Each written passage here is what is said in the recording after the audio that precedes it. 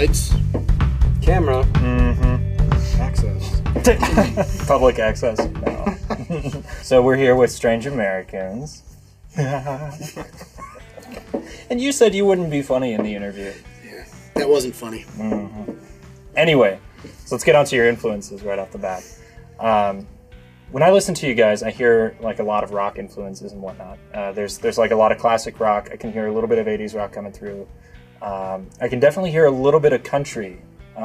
So what did you guys grow up listening to? I grew up on the Beach Boys, but I don't really see them as an influence. I grew up on a lot of Hendrix and Zeppelin and things like that, but also a lot of punk rock.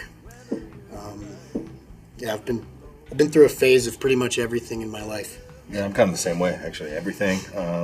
Listened to a lot of bluegrass in high school, that kind of stuff. Grateful Dead, but also a ton of like the Beatles and also the Beach Boys as well. I mean, everybody I think was influenced by them a little bit. The first CD I was allowed to buy was TLC's Crazy Sexy Cool, and I think you hear that if you listen closely. Totally. Comes through. And we've broken the ice. So I think my musical awakening in high school, as I like to call it, was Dream Theater, Rush, Porcupine Tree, and who else? What are Sticks? King Crimson, Sticks. Yeah. Yes? Yes, I said yes. Oh, you did. I wasn't Yes, listening. you did. It was like a lot of Crosby, Stills, Nash & Young, David Hey. Fogerty, Gordon Lightfoot, Yeah, James Taylor. Wreck of the Edmund Fitzgerald. that is Great a story. yeah. No, it's a beautiful song. Harry Chapin Oh yeah, died way too young. the time signatures that you all choose for your songs. Very interesting because it kind of has that sort of, kind of has like a Zeppelin thing to it where they're kind of odd time signatures, but you disguise them very, very well. It's not blatantly like, we're in 5 now, or we're in this odd time signature. It's kind of sewn into a song that makes it sound cohesive and you easily transition in and out of it. I would say that all of us are probably, a lot of times we can talk the nuts and bolts of music and say, let's do this time signature or this beat or whatever. But I would say that maybe there was some seepage from all of those influences that do that, and we very much wrote that song on feel. And it almost wasn't even until we had to do a gig with a sub that we were like, a sub on drums, that we were like, oh my God, what is this time signature that we just did? I think it was when Dean from Faceman was learning our songs, and he was like, you guys are like prog Americana. Because you don't really realize. But like we always like messing with time signatures and things. Like we just always like to, what if we like add a couple beats here or something like that. But try to do it in a way that it kind of flows. It all kind of flows together.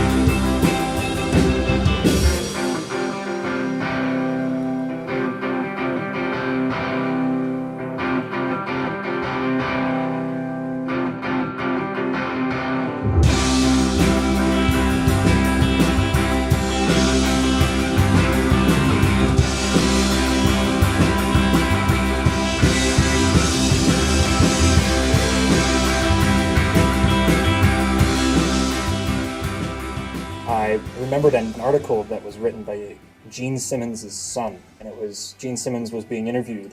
And it was a big deal at the time. It was like a month or two back. And it kind of just popped into my head. He essentially said, rock is dead. He said, rock is dead. He said, the reason why it's dead is because of file sharing and all these little snot-nosed brats out there listening to rock music right now. And it wasn't lightly killed, it was murdered. You think in a partial way, is it the music that's dead, like of his time, the kind of the hair rock in the 70s when he was in Kiss, Or is it the behavior that's kind of died out? Like massive amounts of drug taking and, sexual promiscuity. Yeah, I don't really know about that comment. I mean, you look at Wilco, My Morning Jacket. I mean, Bingo. there's local bands like The New and A. Tom Collins. Like, rock and roll isn't dead. Exactly. And the title was, If You're Under 25, Your Music is Garbage. That was the title, first off. And some of the quotes out of it, and I just want to get your responses to some of these. But one of the things he said is, listen, you stupid sons of bitches, I'm talking at you. I'm your elder, my opinion demands respect. Real music, and then he goes on to define real music, and he says, real music is created by humans, not by a machine or a computer. Real music requires talent. Well, yes, I guess.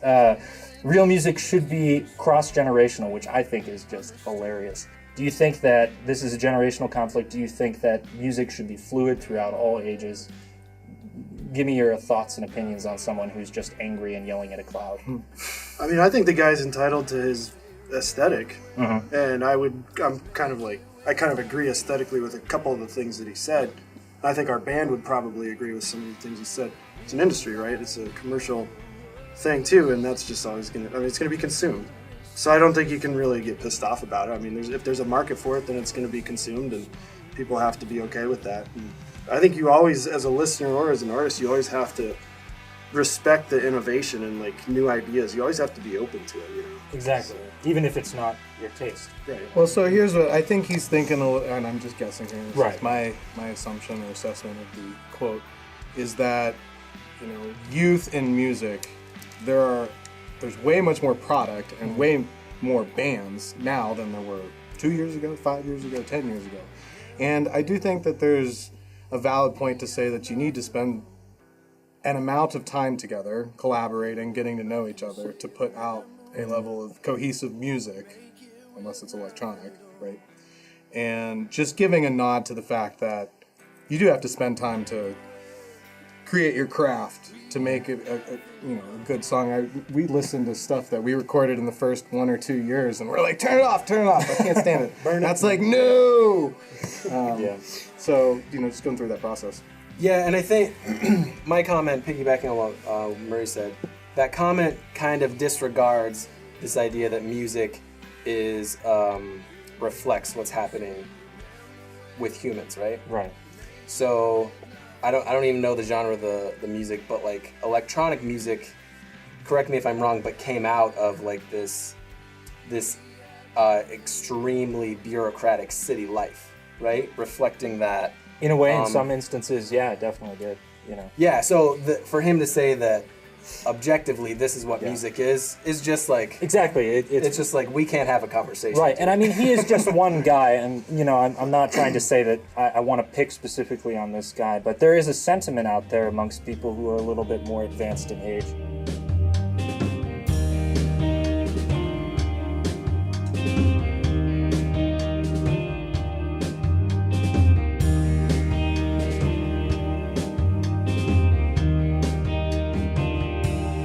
Lessons you started, pictures you see. I've never been above watercolor, wonder how you see. That kind of luster, just roll up. I've never been above watercolor.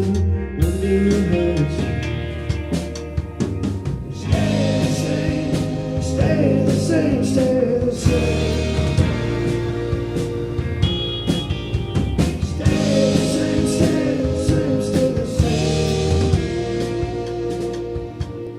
Point of your finger, where we go wrong. Come to rest in the center.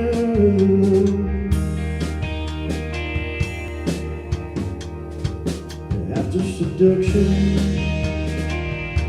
just don't matter.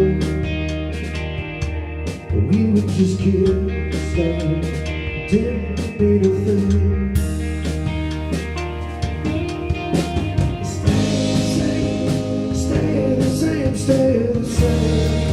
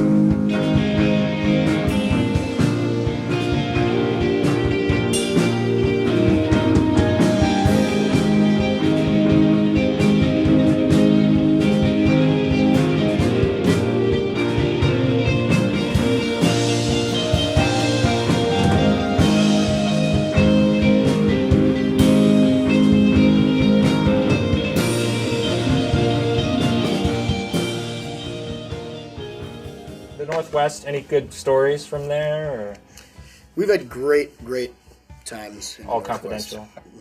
One time, Trent ate dog food. Yep. I ate dog food once. So we stayed in not this. Sorry, Shar, if you're watching. So we stayed in this We stayed with this couple. What was it? Well, Hood River, Miami. Oregon. Well, they were in Washington, White Snake. That's true. They were on the other side of the river in Washington. Very kind couple. They house musicians on a very regular basis, and they were kind of giving us the rundown of the place. You guys can use this area or this area. There's food in the fridge. Please help yourself to anything. Yeah. This dish, they pointed out a dish. This like a dish Tupperware. is especially for our dog. She has digestive issues. Don't eat this. It's dog food. What do you And know? Trent wasn't there Yeah, he wasn't in the room. when that conversation happened. So we played the gig, we come back, and we're looking to relax. And Trent's hungry, so We're in the takes hot that- tub. he takes out that Tupperware dish and Trent eats. comes out.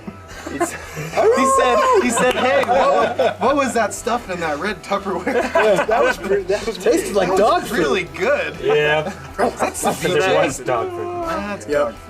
One time we were playing this gig, and it was like kind of one of these like background music type gigs, and we had to fill a bunch of time. It was like 3 or 4 hours, and so we would literally play a song, and then this guy would start playing Rock Lobster after every song. Really? And no one really knew because people were kind of walking through. And We were at the beach.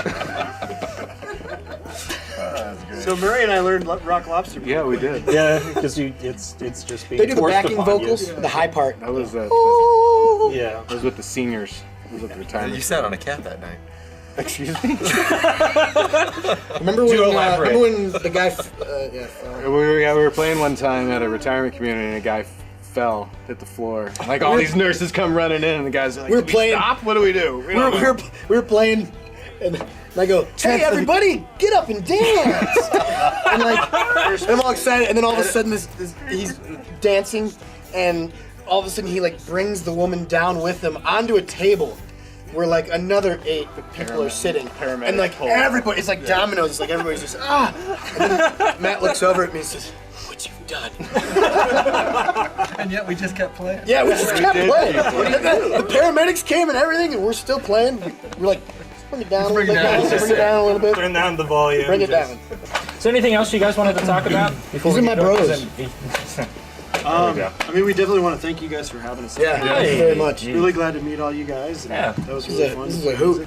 Yeah, I don't think I've ever been to a nicer rehearsal studio. Yeah. Keep that in. Spend a few days in a van with these guys, though. I'm gonna cut it off before the story gets too graphic. So we're gonna cut to you guys playing music now. Great. And So, so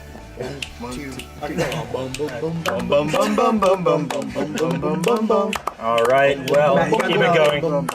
Thank you for watching Live at Higher Ground. We will see you later. Good night. Make her the cutest that I've ever seen. All right, this is Hogwash by Strange Americans.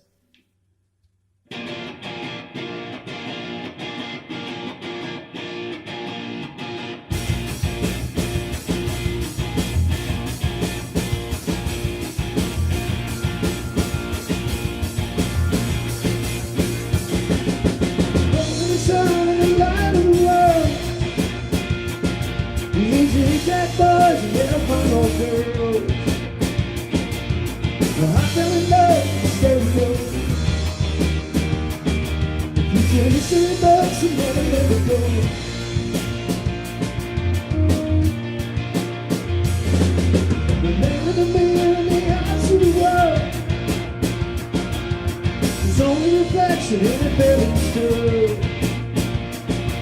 The playground tricks and those playground boys. The 36, you never had a choice.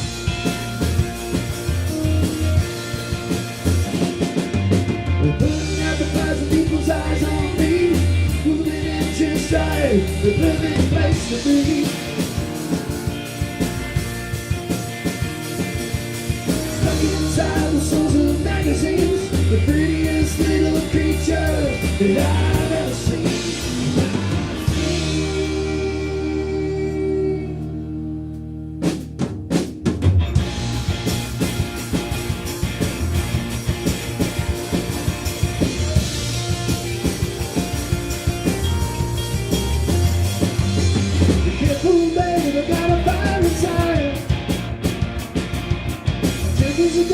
That devil's my guide.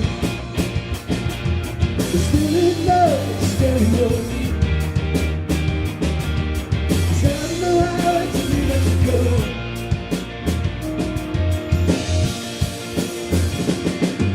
We're putting out the 1,000 people's eyes on me.